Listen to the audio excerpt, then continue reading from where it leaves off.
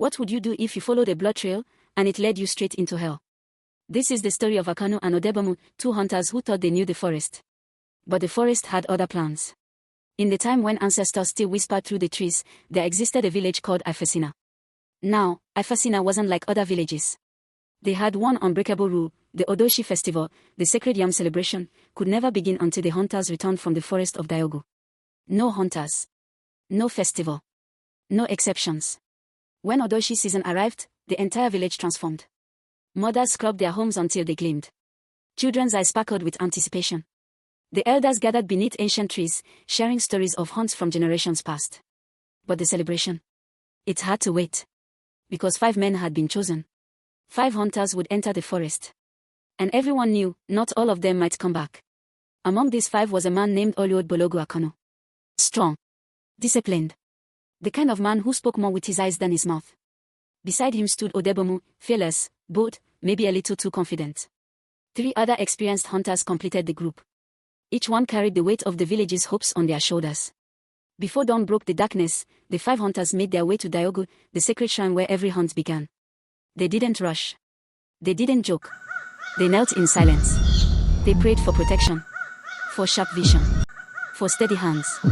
And most importantly, for a safe return. Each man pressed his palm against the earth.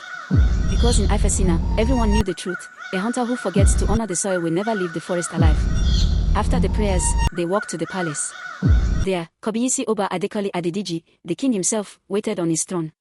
The hunters knelt. The king raised his hands and blessed them. He didn't pray for glory or legendary kills. He prayed for their lives. When his prayer ended, the palace walls shook with a single thunderous cry, Oguni. The hunt had begun. At the village edge, before the forest swallowed them whole, the hunters sang. They danced. They remembered every ancestor who had walked this path before them. Oluod led the way. Akanu walked last, silent as always, his mind somewhere the others couldn't reach. Then they stepped forward, and the forest closed behind them like a moth. Deep in Diogu, where sunlight barely touched the ground, the hunters stopped. They made a decision: split up. Cover more ground. Signal each other if game appeared. They chose their meeting point, a massive Iroko tree, and agreed on a return time. Then they separated. Akanu paired with one other hunter. They moved carefully through the dense undergrowth, every sense alert. Then Akanu froze. A sound. Clear. Unmistakable. From the left side. An antelope. The bush rustled violently. Something large was moving inside. They crept forward, barely breathing, avoiding every dry leaf and brittle branch. The sound came again. Closer. But still, they couldn't see it. The bush was too thick.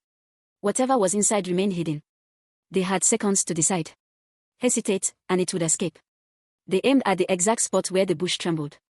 They released their arrows. Silence. When they pushed through the bush, there was no antelope. Just blood. Fresh, dark blood pooling on the forest floor, then trailing away in a thin, uneven line. We hit it, Akanu whispered. They followed. 5 minutes became 10. 10 became 30. The forest changed. The air grew heavier. Colder. The trees seemed to lean inward, watching. The blood trail led them deeper, and deeper, until it stopped at a massive rock formation. Beneath the rock was an opening. Dark. Wide enough for a man to crawl through. The blood disappeared into that hole. Akanu looked at his companion. Without a word, he stepped forward and entered first.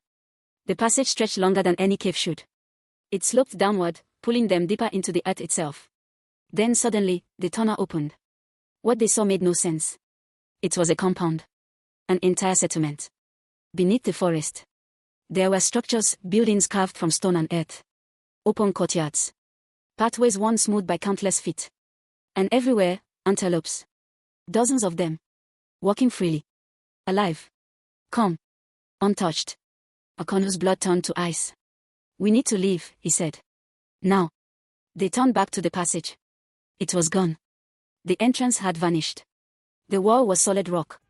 Like it had never existed. Then they felt it. They weren't alone. From every direction, figures emerged from the shadows. They weren't human. But they weren't quite animals either. They were something in between. Something ancient. The keepers of the forest. They surrounded Akanu and his companion, silent, watching with eyes that had seen centuries pass. Above ground, at the Iroko tree, the other 3 hunters waited. They called Akanu's name. Again. And again. The sun fell. Night crawled in. Fear took root. They searched. They shouted. They retraced every path. The forest gave them nothing. They couldn't return to the village without Akanu. But they also couldn't stay forever. Back in Ifasina, fires burned low. Tomorrow was Odoshi. But the hunters hadn't returned. Mothers paced. Elders fell silent. The drums that should be celebrating remained quiet. Something was wrong. Deep beneath the earth, Akanu and his companion dropped to their knees. They had no strength to fight. No path to escape. Akanu begged. Please, we meant no disrespect. We didn't know. Please. The creature stared. Silent. Unmoved. Then one stepped forward. It spoke, not with words, but with memories that flooded Akanu's mind. Long ago, Akanu's grandfather had shown kindness to one of their kind. A simple act. No reward expected. No witnesses present. But kindness is never forgotten.